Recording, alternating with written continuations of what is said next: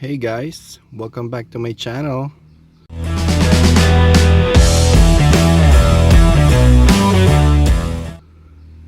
So today, another video na naman para mag-repair ng ating clock spring. So ano ba yung clock spring? Yun yung device na nandito sa loob na nag-in-charge sa kuryente ng horn at saka ng airbag. So para kahit iliko ba yung manubela, hindi nagbubuhol yung wire sa loob.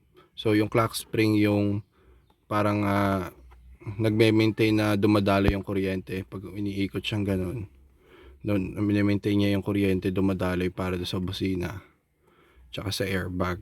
Kaya kahit ikot-ikot yung may manubela, walang nabubuhol na wire sa loob. Yun ang trabaho ng clock spring. So in time nasisira yon. Siyempre lahat naman ng parts or lahat naman ng bagay pag kinagamit mo in time nasisira. Kahit di mo gamitin in time masisira. So paano natin yon aayusin or i-replace? So yun ang video natin today. So paano mo malalaman kung sira na siya, no? Yun kung meron kang SRS indicator o yung airbag indicator sa dashboard mo na at the same time wala kang busina. So pwede naman na gumagana yung busina mo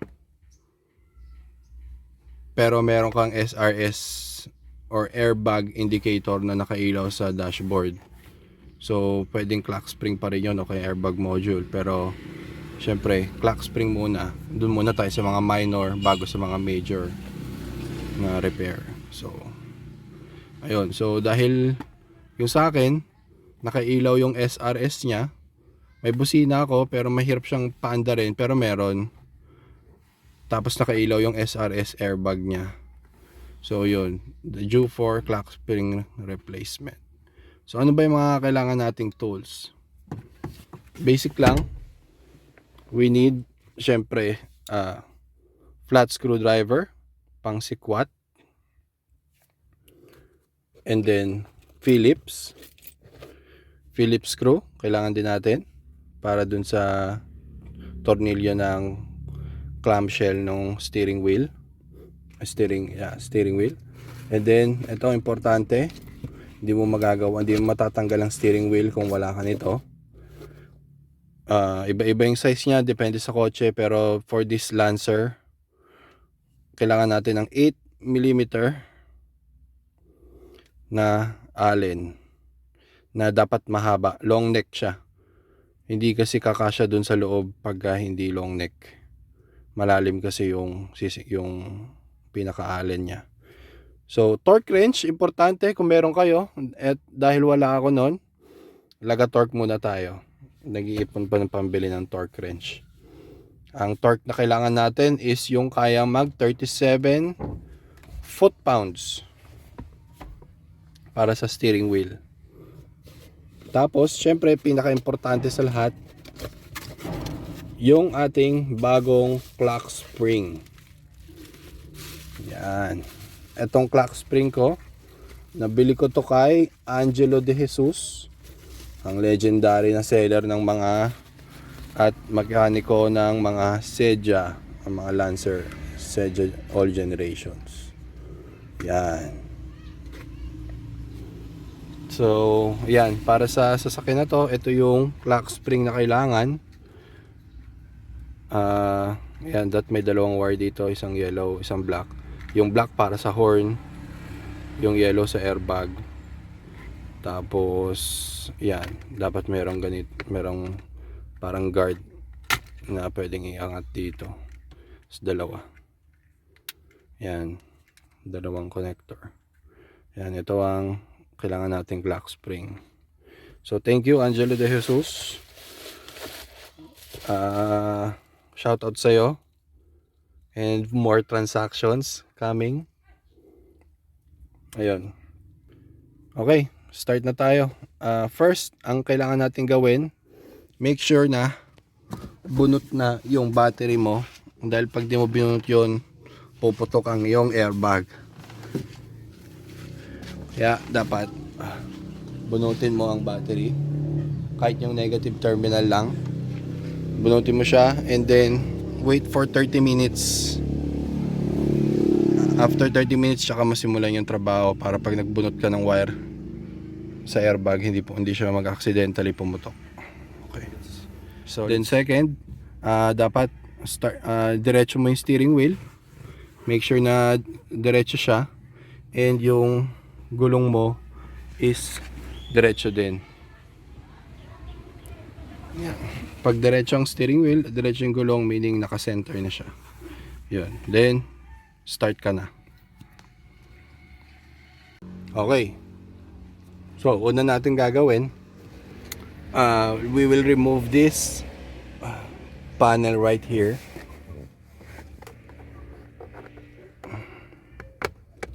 Yan.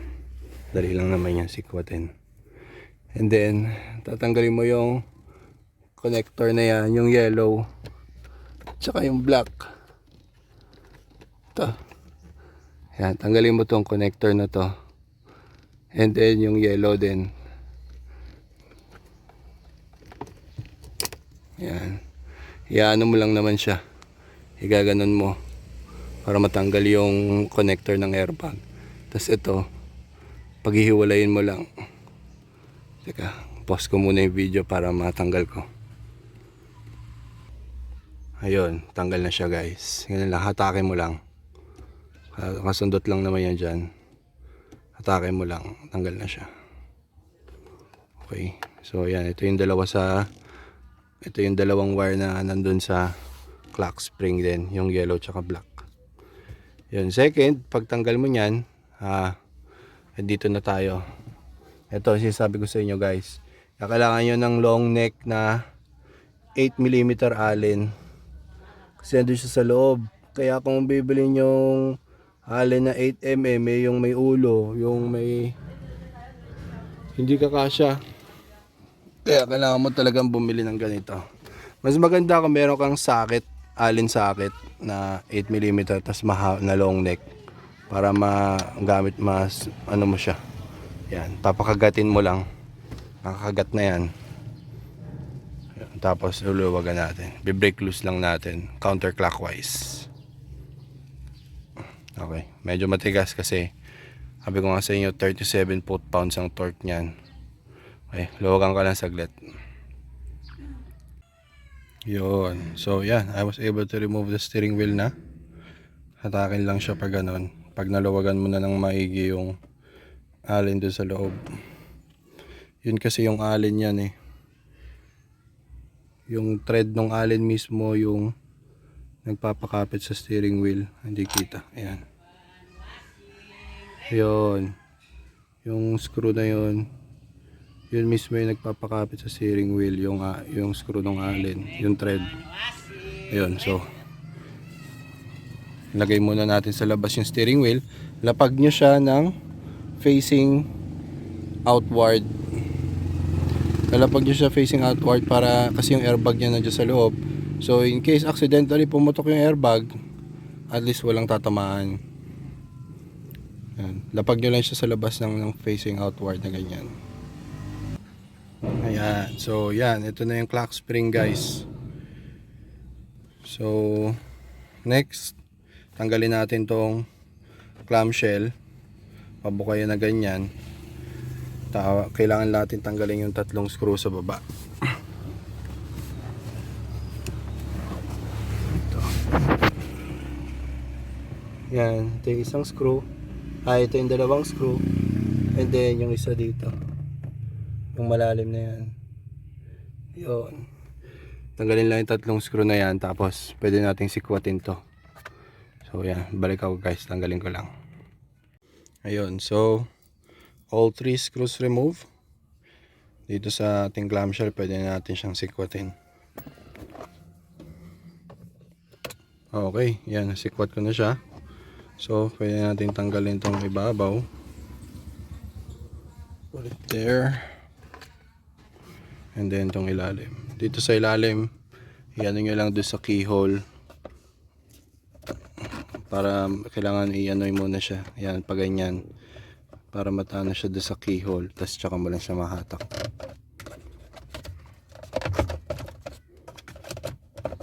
Kailangan dalawang kamay ulit guys. Wait lang. Okay, natanggal ko na yung clamshell. So may nakuha akong technique para mas madali. Ibaba mo pala yung steering wheel adjustment na lock. Baba mo siyang ganon para mas madali mong mahatak yung clamshell pababa. Ayun. So next, dalawang screw. Ito. Tsaka ito. And then ito, kailangan sikwatin to. Yan, isikwat mo lang pa ganon. Tapos meron kang sikwatin din dito sa ilalim. Pero tanggalin muna natin yung connector. Tanggalin muna natin tong yellow tsaka yung white na ulo.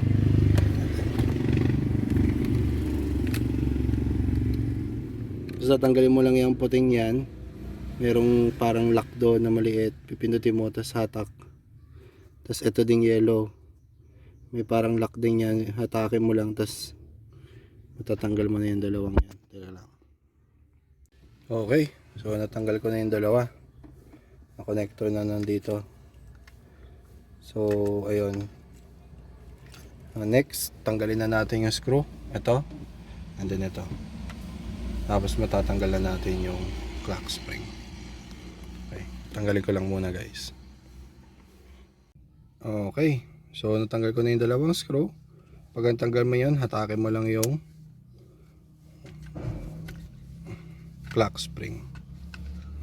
Yan, tanggal na siya. So out with the old and in with the new.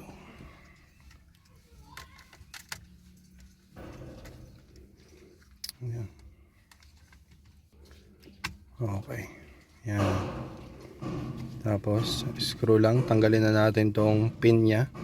Para ito kasi yung para hindi magalaw yung clock spring.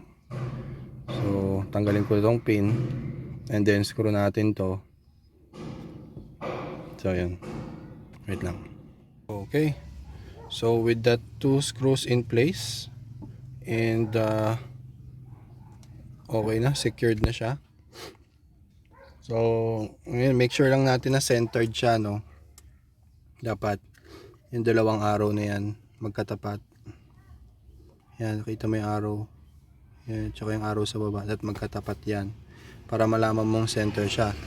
In case na yung nabili mong clock spring wala nung pin, yung white na pin ito, na para ma-prevent siya sa pag-spin. Paano mo malamang naka-center na siya, na even na yung ikot niya? Gawin mo, ikutin mo siya 3 beses. Ikutin mo hanggang mag-lock. Yan, nag-lock na siya. Pag nag-lock na siyang ganyan, maximum to the right. Pag nag-lock na siya, ang gawin mo lang, ikutin mo siya 3 beses. From ditong position na to, ikutin mo 3 beses. 1, 2, 3, tapos back to center. Bali 3 and 3/4 na ikot. Yun. Tapos tingnan mo kung nakasentro siya doon. Yun. Pag nagkatapat yung dalawang linya, yung dalawang arrow, meaning centered na siya. Yan na yung niya, bottom center, kumbaga. Okay, so yun, kapit natin itong dalawang wire sa ilalim. Tapos balik na natin yung clamshell.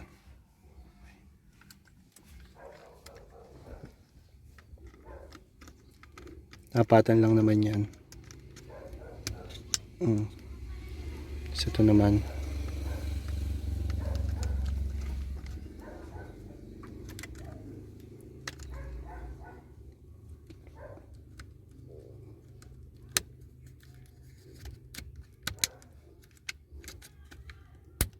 yun, pag nakalock na yan, lock na din to.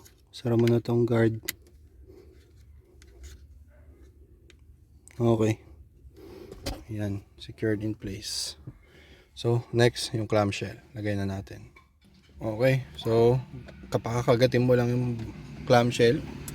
So, pag nakabalik na siyang ganyan, securely na siya, kabit na natin ulit yung tatlong screw. Yung 1, 2, tapos yung pangatlo dito, 3, para secured na yung clamshell. So, gawin ko lang yun, guys. Okay, so with the clamshell back in place, tapos na higpitan mo na rin yung tatlong screw dito. Balik mo na yung pang-lock ng steering wheel, ano mo, height adjustment, tapos balik mo na yung steering wheel. Yan, shoot mo lang siya dyan, tapos straight. Okay, gawin ko lang saglit. Okay, so yun, isusuksok mo lang naman siya, then kakapit na siyang ganyan. So straight siya, no? Then next, kabit igpitan na natin yung allen dito, and then yun nga, ito-torque natin siya ng 37 foot-pounds. And dahil wala ako nun torque wrench, ilalaga-torque natin siya. So higpitan ko muna, and then kukunin ko ulit yung aking legendary tubo, breaker bar, para higpitan to ng i-assume natin na 37 foot-pounds. Yun, so higpitan ko muna to by hand, then kukunin ko na yung tubo. Okay, so yun, nagamitan ko na siya ng legendary tubo, no? So ako, para sa akin, ang lagator ko sa kanya, para malaman ko ng 37 foot-pounds siya, hindi ko na ulit siyang kaya kamayin para luwagan. Sobrang tigas niya na ulit para luwagan ng kamay.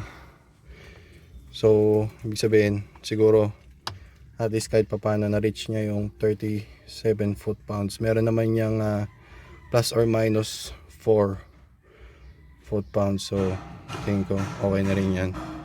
Pero mas maganda, guys, kung may torque wrench kayo, para mas maayos. Okay, so after nyan, okay na yung steering wheel, kabit na siya. Balik na natin yung dalawang wire dito sa ilalim, tapos sasara na natin. Sisiksik lang natin yung wire sa loob, sasara natin, then tapos na yan. Kaya balik ko lang yung dalawang wire. Ayun, so after mo makabit yung dalawang wire, yun naman, siksik mo lang siya dyan, tapos lagay mo na itong takip.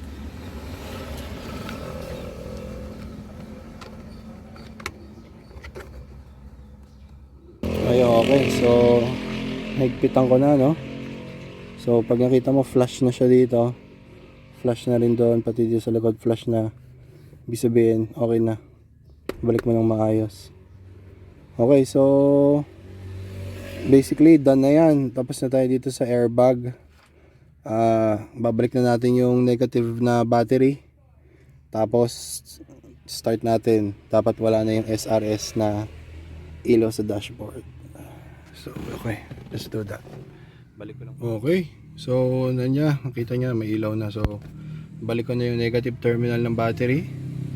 So moment of truth, tingnan natin kung wala na yung airbag. SRS.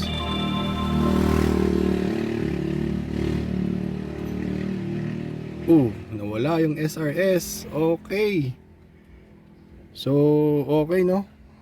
Successful ang palit natin ng Clockspring Replacement, at okay na, hindi ka nakakabakaba, agana na ang iyong airbag. Alright, thank you for watching. Don't forget to like and subscribe. See you on my next video. Bye, guys.